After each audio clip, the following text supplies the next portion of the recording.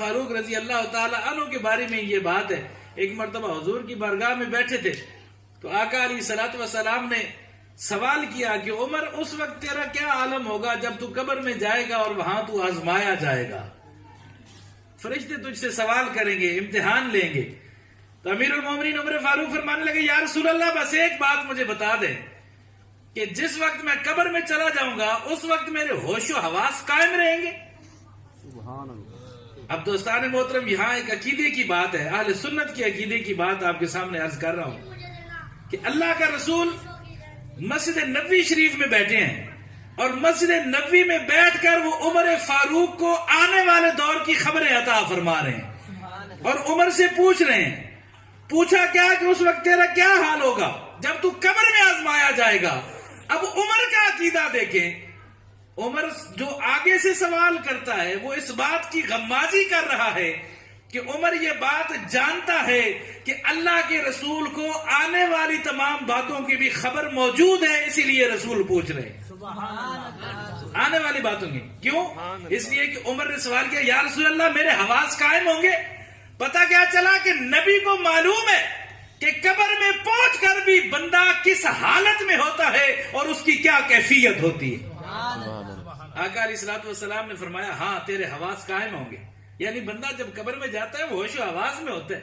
یہ نہ سمجھے اب جس طرح دنیا میں بیٹھا ہے ہوش و حواس کے ساتھ، اسی سے یہ نتیجہ اخذ ہوتا ہے کہ دنیا کی زندگی بھی ہے اور اللہ بندے کو قبر میں بھی زندگی عطا فرماتا ہے.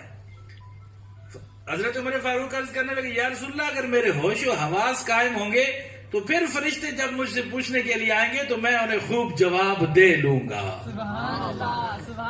میں انہیں خوب جواب دے لوں گا. اب جب یہ بات سنی نا تو حضور کے ایک اور صحابی حضرت عبداللہ ابن عباس، حضرت عباس رضی اللہ تعالیٰ عنہ حضور کی چچا، وہ بھی بیٹھے تھے.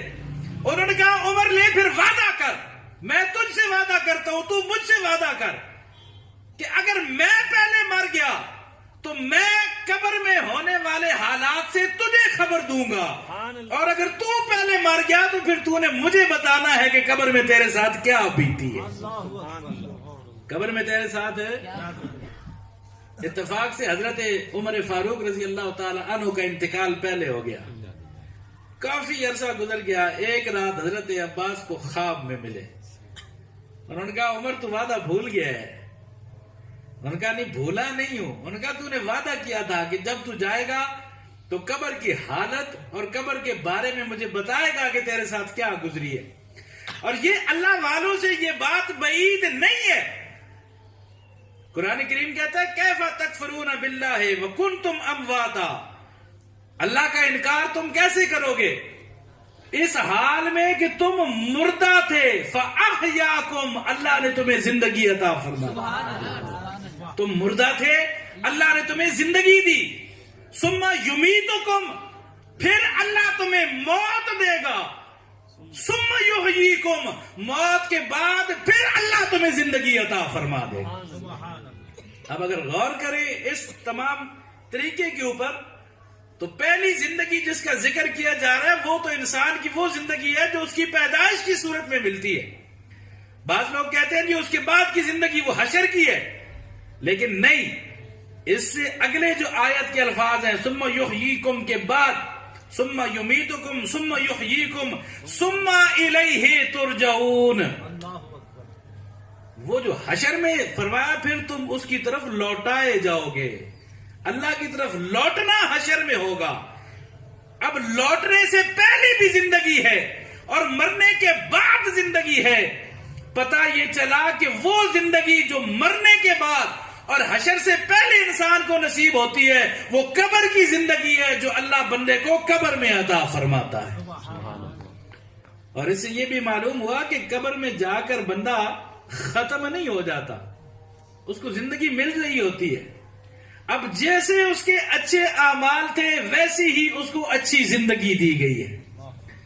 اگر اعمال نیک تھے تو اس کی زندگی کی اچھائیوں میں، حسن میں، رعنائیوں میں، قبر میں اضافہ ہوتا چلا جاتا ہے. اسے سہولتیں ملتی چلی جاتی ہیں. اس کی قبر جنت کا باغ بنتی چلی جاتی ہے. اس کی قبر کو کشادگی نصیب ہوتی چلی جاتی ہے. لیکن اگر اچھے اعمال نہیں تھے تو اعمال کے نتیجے کے اوپر نتیجہ مرتب ہوتا ہے اور اس طرح کی زندگی بہرحال اسے ضرور قبر میں دی جاتی ہے. اس لیے دوستان محترم، جب زندگی گزار کے ہم نے قبر میں جانا ہے، اور قبر کی منزل اتنی آسان منزل نہیں ہے. جب حضرت عباس نے یہ بات پوچھی نا عمر فاروق سے، تو فرمانے لگے 10 سال کے بعد انہیں حضرت عمر فاروق کی زیارت نصیب ہوئی. جب انہوں نے حضرت عمر فاروق کی زیارت کی تو عمر فاروق فرمانے لگے میں ابھی اللہ کو سوال و جواب دے کر فارغ ہوا 10 سال کے عرصے میں. اور انہوں نے کہا جان کیسے چھوٹی؟ انہوں نے کہا جان، اب یہ وہ بات بندہ کر رہا ہے جو رسول اللہ کی مراد ہے، جس کو حضور نے دعائیں مانگ کر اللہ سے مانگا ہے اپنے لیے.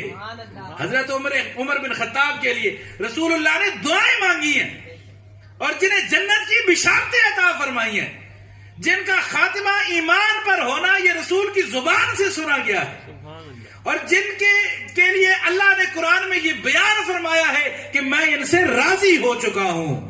رضی اللہ عنہم ورضوا عنہ، یہ اللہ سے راضی ہے اور اللہ ان سے راضی ہے. ان کا عالم یہ ہے کہ وہ حساب و کتاب دینے پہ آتے ہیں تو 10 سال گزرتے ہیں. آپ اپنا اندازہ کریں آپ کا عالم کیا ہوگا. آپ کے لیے تو جنت کی بشارت بھی نہیں ہے، آپ کے لیے تو جنت کی خوشخبری بھی نہیں ہے، آپ کے لیے مغفرت کا مجدہ جو ایک بالکل اس کے لیے واضح کر دیا جاتا ہے وہ بھی نہیں ہے. آپ کو یہ بھی نہیں معلوم کہ آپ کا رب آپ سے راضی ہے یا نہیں ہے.